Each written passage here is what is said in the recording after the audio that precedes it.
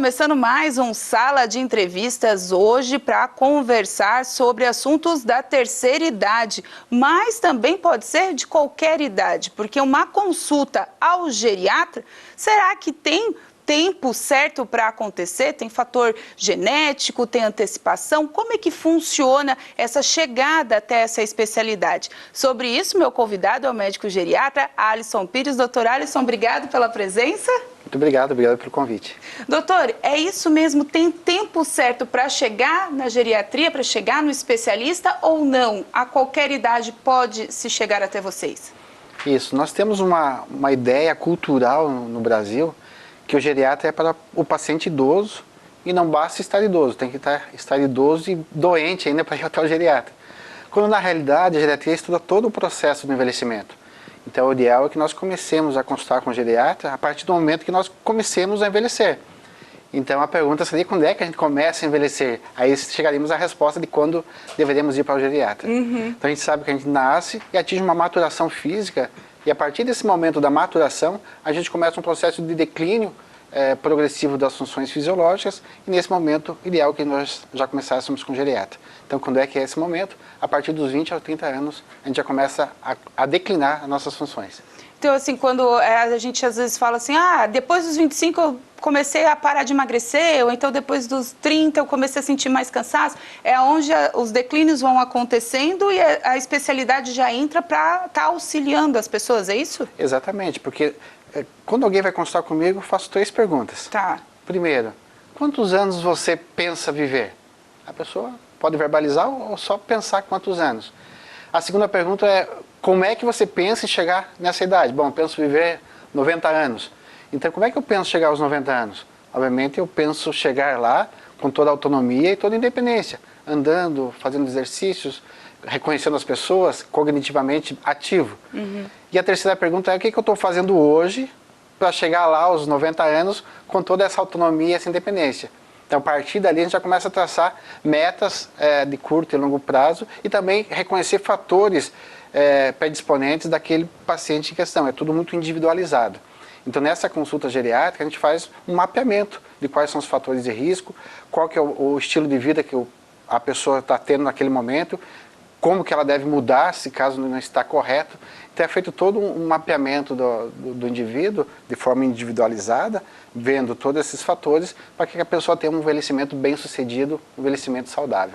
E esse envelhecimento saudável, é claro, passa pela atividade física, né, doutor? Não tem como escapar da atividade física qualquer idade, né?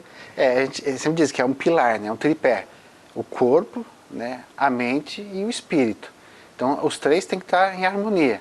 Então, dentro da questão do corpo, tem muito a ver com hábitos e estilo de vida. Evitar hábitos nocivos, né, hábitos saudáveis, tanto de dieta quanto de exercício também. Nos Estados Unidos, eles estudam muito a questão do envelhecimento. Inclusive, tem um livro publicado que fizeram uma analogia com a Bíblia Sagrada, que é a Bíblia do envelhecimento, os 10 mandamentos do envelhecimento saudável. E ali traça, baseado em estudos científicos, o porquê de fazer exercício, o porquê de tal dieta, o porquê do convívio social, o porquê da espiritualidade também. Então tudo tem um porquê e tem uma resposta. E obviamente que o exercício físico ele é fundamental. Todos nós já sabemos de muito tempo que o exercício ele é importante não só para a função cardiovascular, que muito se falava antes, mas hoje se sabe que também exercitar o músculo libera outras substâncias químicas, além das endorfinas, né? As endorfinas endógenas que dão aquela sensação de bem-estar, liberam uns hormônios chamados irisina, que também tem função cerebral muito importante. Então, quando a gente for falar de esquecimentos, por exemplo, doenças neurodegenerativas, a irisina trabalha justamente nessa prevenção e na melhora desses sintomas. Eu falei do exercício físico para a gente chegar justamente nas doenças neurodegenerativas. Por quê? Porque alguns estudos que foram apresentados recentemente vêm mostrando que quanto mais o indivíduo faz um comportamento físico bom, né, tem essa atividade física regular na sua rotina, as doenças do cérebro vão diminuindo, principalmente a questão do Alzheimer, que está sendo muito estudada agora, porque é a doença chave que ninguém sabe de onde ela vem, nem para onde ela vai e por que ela começou, né, doutor? Infelizmente. A doença do Alzheimer foi descrita no início do século passado pelo médico alemão Alois Alzheimer. e posteriormente foi denominada essa doença em homenagem a ele. E desde da sua descrição, lá no início dos anos 1900, até hoje, pouco evoluiu no conhecimento dessa doença. Então, todas aquelas alterações fisiopatológicas, neuronais, que ele descreveu da sua paciente, hoje é o que a gente sabe hoje. Obviamente, vários mecanismos fisiopatológicos foram descobertos a mais, mas pouco se avançou na questão da doença de Alzheimer. E até pouco tempo atrás, se dizia que o Alzheimer não teria como preveni-lo, que é algo que você estava pré-determinado geneticamente a desenvolver. Então, a prevenção do Alzheimer é uma palavra que não se deveria pronunciar, porque não tem como prevenir. Você poderia modificar, de repente, a evolução da doença. Mas hoje, com os novos estudos, a gente sim pode utilizar essa palavra prevenção do Alzheimer. E o exercício físico é um dos pilares dessa prevenção. E a saúde também é baseada, claro, na alimentação, né, doutora? A gente sabe que quanto mais industrializados, mais coisas que a gente vai agregando que não são saudáveis, também prejudica toda essa parte para o envelhecimento, né? É aquela velha máxima, né, que a gente falava que a gente é o que a gente come, nunca esteve tão na moda quanto agora, justamente por conta desses alimentos processados, né? A gente sempre brinca, descascar mais e abrir menos, ou destapar menos, por conta desses produtos industrializados que para que ele fique ali na prateleira por longo período, precisa de um processamento, precisa de usar conservantes, acidulantes, todas aquelas químicas que são utilizadas que de longo prazo são maléficas para o nosso organismo. E hoje em dia também, doutora, a gente estava até conversando antes, as doenças neurodegenerativas, elas estão chegando mais cedo, né? Elas não estão vindo ali nos 70, 80 anos como a gente via a década passada. Agora elas estão começando numa turma mais nova também, né? Exatamente. É que a humanidade vive por fases, né? Então tem aquela fase de cultuação ao corpo e agora nós temos uma fase de valorizar mais a parte cognitiva. E nesse sentido, coincidentemente, a gente tem visto casos de alterações cognitivas apresentando de uma maneira mais precoce. Então, quando a gente fala de cognição, não somente a memória é um dos domínios da cognição, mas vários outros domínios fazem parte da cognição, desde a orientação, as praxias, né? Enfim, dentre outros, são 11 domínios da cognição. E hoje a gente tem visto que tem pacientes ou pessoas que vão ao consultório por diversas queixas e na avaliação a gente vê que tem algum domínio cognitivo sendo afetado. Então, por isso que é importante a avaliação para ver se tem relação, de repente, pode ser uma privação do sono. Porque o sono ele é fundamental também para as funções cognitivas, porque durante o sono, onde existe a normalização metabólica, e há pouco tempo atrás também, se descobriu que existe uma célula, que são células da glia, que já se conhecia antes, mas essa célula da glia, durante o sono, ela tem uma função de fazer a limpeza neuronal. Por isso que foi chamado sistema linfático, né? A gente conhece o sistema linfático da linfa, mas no cérebro não tem linfa, mas tem o sistema linfático que durante o sono ele é necessário para que haja essa limpeza, depuração neuronal. Por isso que o sono também é importante nesse processo. Então é multifatorial, a gente tem que reconhecer e tratar todas essas causas que possam estar influenciando negativamente na cognição, na memória como um todo e até mesmo na própria doença de Alzheimer, né? Porque o Alzheimer, ele pode vir a dar sinais precocemente, doutor, ali pelos seus 20, 30 anos, ou não? Ele é uma doença que quando ela chega, ela já vem com tudo e já dá o diagnóstico. Como é que é estabelecido isso para chegar até vocês, né? A doença de Alzheimer, né, é uma doença neurodegenerativa, progressiva, caracterizada por percas das funções neurológicas e cognitivas, inicialmente pela memória, depois ela altera a parte comportamental e, em última instância, o paciente está acamado porque ele esquece das suas funções básicas de deglutição, controle de esfínteres, por exemplo. Mas o principal fator de risco ainda hoje para a doença de Alzheimer é a idade. Então, quanto mais idade a pessoa tem, mais chance ela tem de desenvolver a doença de Alzheimer. Tanto é assim que a prevalência do Alzheimer ela duplica a cada 5 anos a partir dos 65 anos. Ou seja, aos 65 anos, 2% da população nessa faixa etária tem Alzheimer. Aos 70, 4%. Aos 75, 8%. Aos 80, 16%. Aos 85, 32%. E aos 90 não chega aos 64%, mas chega próximo a 50%. Por isso que eu sempre brinco que quando eu estiver com 90 anos, espero chegar lá bem, e estiver conversando com alguém com também 90 anos, e se essa pessoa, na conversa, eu perceber que ela está muito bem, provavelmente eu já esteja com Alzheimer, porque a estatística ela é muito cruel nesse sentido. Mas, dito isso, o que a gente sabe hoje, que as alterações neuronais que levam ao Alzheimer, elas estão presentes 10 anos antes do início dos primeiros sintomas. Então, quais são os primeiros sintomas? Geralmente a memória recente que é afetada. O que é a memória recente? Aquilo que eu vi hoje, eu aprendi hoje, eu falei hoje. Por isso que a repetição, ou seja, eu pergunto uma coisa, dali a pouco, a meia hora depois volto a perguntar a mesma coisa. Isso é um sinal de alerta, porque a pessoa está sendo repetitiva justamente na memória recente. Ou você fala uma coisa para aquela pessoa, dali a pouco a pessoa torna a perguntar a mesma coisa que você já tinha dito antes. Aí você verbaliza para ela, eu já te falei isso antes. E ela diz, não estou lembrado de você ter me dito. Então, excluindo causas de déficit de atenção, porque às vezes a pessoa está conversando contigo, mas fazendo outra coisa, excluindo essas questões é algo que você tem que ficar em alerta. Mas não necessariamente nos 20, 30 anos, é mais tardiamente, porque a doença de Alzheimer tem dois tipos, de origem familiar e a origem precoce. A familiar, que é a mais comum, felizmente, ela tende a desenvolver a partir dos 60, 65 anos, a partir de 65 anos. Mas a precoce ela tem uma relação genética muito estreita com um gene chamado gene da pré-sinelina 1 e pré-sinelina 2, que se o indivíduo é portador desse gene, ele tende a desenvolver de uma maneira mais precoce. E além de desenvolver mais precocemente, ela tem uma evolução muito mais rápida e muito mais intensa do que a segunda forma de doença de Alzheimer. Então tá certo, a gente vai para um rápido intervalo e voltamos já já com mais Sala de Entrevistas. Fica aí.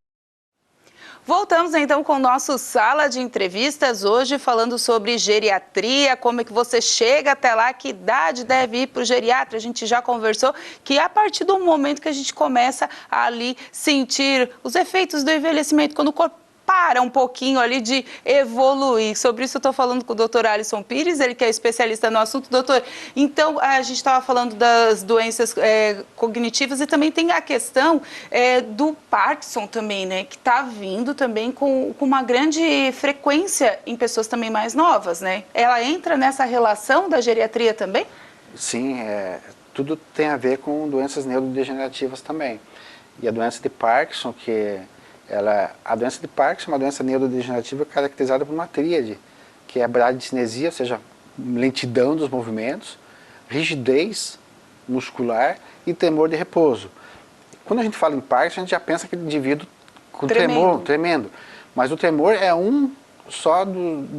faz parte de um item da tríade que dá o diagnóstico da doença. Tem vários pacientes com doença de Parkinson que não necessariamente têm tremor, mas têm a doença de Parkinson.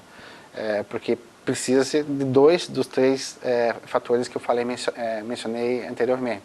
Também tem muita relação com a idade, mas a gente vê muitos casos de doença de Parkinson de início precoce. Porque Parkinson, né, também origina o nome ao médico que a descreveu. A doença de Parkinson ela tende a ser progressiva e existem várias terapêuticas, né, para conter a doença, inclusive terapêuticas cirúrgicas, de neurocirurgia, inclusive de implantação de marca-passo cerebral, dependendo se o paciente é elegível para esse tipo de procedimento. Mas a gente tem visto, sim, cada vez mais, pacientes jovens, jovens que eu digo a partir dos 40 anos, com doença de Parkinson, que a gente chama de doença de Parkinson de início precoce. Ela tende a ser muito limitante, porque a diferença do Parkinson para o Alzheimer é que o Parkinson, o paciente está tendo as suas manifestações e ele está percebendo, ele tem essa percepção.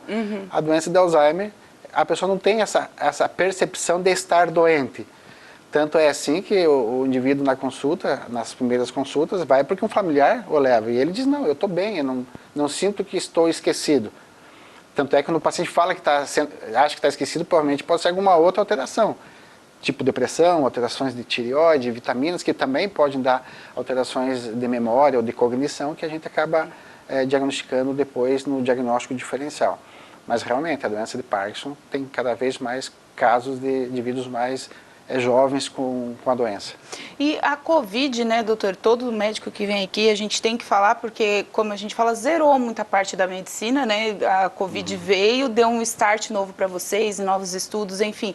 E com o aparecimento da Covid, os mais idosos que chegam no consultório, eles têm vindo com problemas mais graves, eles têm procurado mais cedo, até por problemas relacionados à Covid. Como é que ficou essa relação da especialidade com a doença? Exatamente. O que nós temos visto muito, assim, principalmente em pacientes mais idosos, é alteração muscular, que a gente chama sarcopenia. Então fica aquela fraqueza muscular progressiva, e hoje a gente sabe, a gente falou no primeiro bloco, que o músculo ele serve mais do que ajudar na locomoção, ele tem uma atividade metabólica importante. Então a gente vê pacientes com muita fraqueza, fadiga por conta do pós-Covid. Mas também, não só pacientes idosos, mas pacientes mais jovens, a questão da própria memória. Então a memória tem sido afetada sobremaneira na maioria dos pacientes que tiveram Covid. Inclusive, há uma semana, saiu um estudo americano relacionando pacientes que tiveram Covid com a redução do volume encefálico. Ou seja, fizeram estudos de neuroimagem, e nesses pacientes que tiveram o Covid, houve uma redução do volume encefálico em comparação aos indivíduos que não tiveram Covid, ou seja, acelerou o processo de redução encefálica. Então a gente tem visto fraqueza muscular, alterações neurológicas, seja de esquecimento, seja emocional, muitos casos de depressão, de ansiedade também, além de alterações cutâneas, alterações de queda de cabelo, unhas quebradiças. Então o Covid bagunçou muito o organismo de muitas pessoas que o tiveram, cada um com manifestações distintas. E para repor essas vitaminas, né, que muitos perderam aí, ou pelas suas condições de saúde, ou então até por causa da Covid, para o idoso é mais difícil para eles recuperarem essas vitaminas? As práticas, como a gente sempre fala, a B12, a A, a C, as vitaminas do dia a dia, vamos dizer assim. É assim, a gente tem os macronutrientes e os micronutrientes, né, e as vitaminas estão dentro deles. Lógico, a pessoa por estar mais idosa, então, para a absorção de vitaminas, requer toda uma maquinária metabólica para que haja absorção e utilização dessa vitamina. Por exemplo, a B12, que tu falou antes, a B12, ela também tem funções cognitivas, além das outras funções. Mas para que a B12 seja absorvida, precisa de um processo no estômago, que é a liberação de um fator que chama fator intrínseco de Castle, que vai aderir a essa vitamina. Ela vai viajar pelo intestino, lá no ilho, na final do intestino delgado, ou seja, 4,5 metros depois. Tem a portinha, digamos assim, a porta que faz entrar a B12 com esse fator. Então, se eu tenho diminuição desse fator, ou se a porta lá não está funcionando direito, está com a fechadura emperrada, não abre direito, a B12 já não absorve. Então, no idoso tem essa característica. Por isso que também pessoas que tomam medicamentos para gastrite, para úlcera, para azia, os omeprazol da vida, eles interferem também nessa absorção por conta justamente de inibir a liberação desse fator. Pessoas que são diabéticas, que tomam metformina, também impede a absorção. Então, não só por ser idoso, mas também dependendo do perfil do paciente e dos medicamentos que eles estejam ingerindo. Então, existe uma alteração, obviamente, no metabolismo, e a gente tem que optar por outras vias, não oral, mas parenteral, ou seja, em forma injetável, de reposição de determinadas vitaminas, a esse exemplo da B12. Mas toda a reposição deve ser precedida de um exame basal para a gente saber qual é o basal daquele paciente, para saber quanto é que a gente tem que repor, em que quantidade. Porque tudo que é demais também faz mal, as vitaminas nesse sentido. Principalmente as vitaminas que são lipossolúveis, aquelas que se armazenam ou ficam nas gorduras corporais e podem dar sinais de intoxicação, como a vitamina A, a vitamina D, a vitamina E. A vitamina C e as vitaminas do complexo B, elas são hidrossolúveis, o excesso dela pode ser eliminadas pelo rim. E doutor, a questão da água também, né? O idoso é uma dificuldade de tomar água, né? Como quem está lá em casa, que tem o vô, a avó, o pai e a mãe, que precisa ficar toda hora, toma água, e eles não tomam, como fazer? O idoso é um desidratado crônico.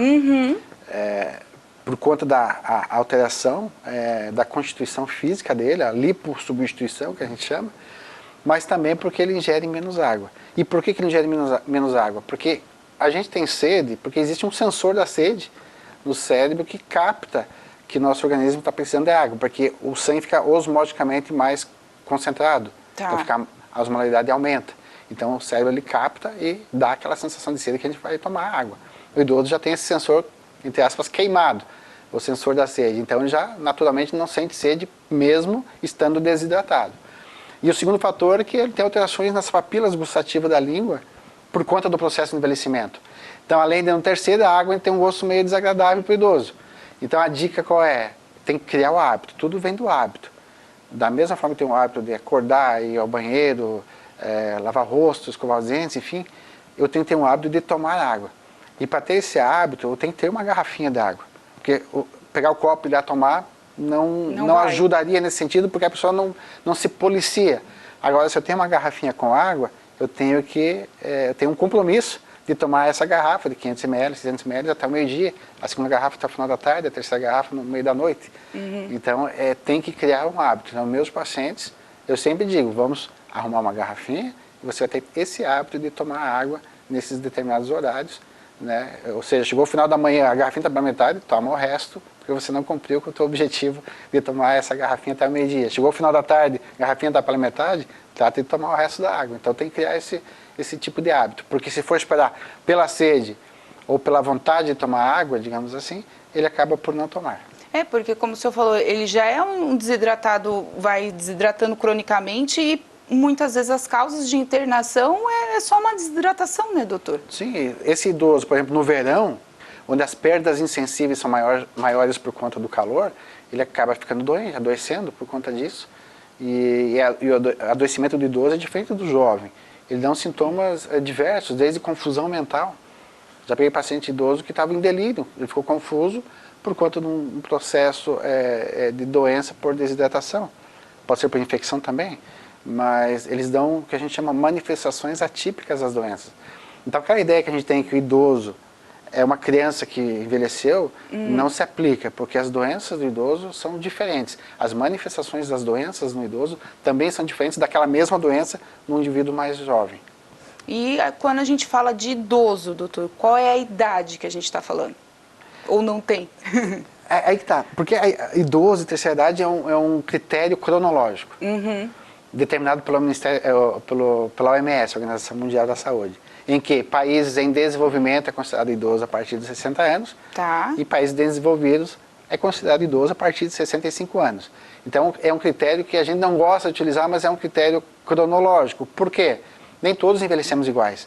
Eu tenho paciente com 90 anos que está super ativo, e eu tenho pacientes com 55, 60 anos que vão ao consultório em cadeira de rodas. Porque esse é um conceito biológico, né? Mas como não temos um marcador biológico para a gente saber, dosando aquele marcador, quão idoso ele está, a gente utiliza então, por regra da OMS, o conceito cronológico de idoso a partir dos 60 anos. Então tá certo. Doutor, a gente está chegando no final da nossa entrevista. O senhor queria deixar alguma informação a mais, alguma dica a mais, né? Principalmente para as pessoas que têm, né, esses parentes mais idosos em casa, para ter esses cuidados a mais e observar algum detalhe para levar ao especialista, né? Exato. A dica eu dou não só para idosos, mas para os jovens também. Então a primeira dica é para os jovens. Os jovens estão numa rotina alucinante hoje em dia.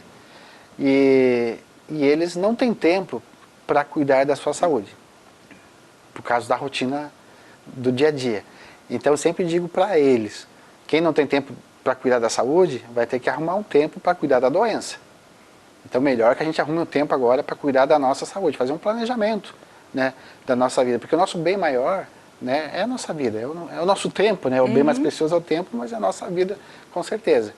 E para os pacientes mais idosos, né, principalmente para os mais jovens que convivem com eles, observar sinais, algumas diferenças, porque a gente tem aquela ideia que o idoso, ele sente dor porque ele é idoso, então ele tem que sentir dor, e na realidade não é assim, né, ninguém tem que ficar sentindo dor por aí.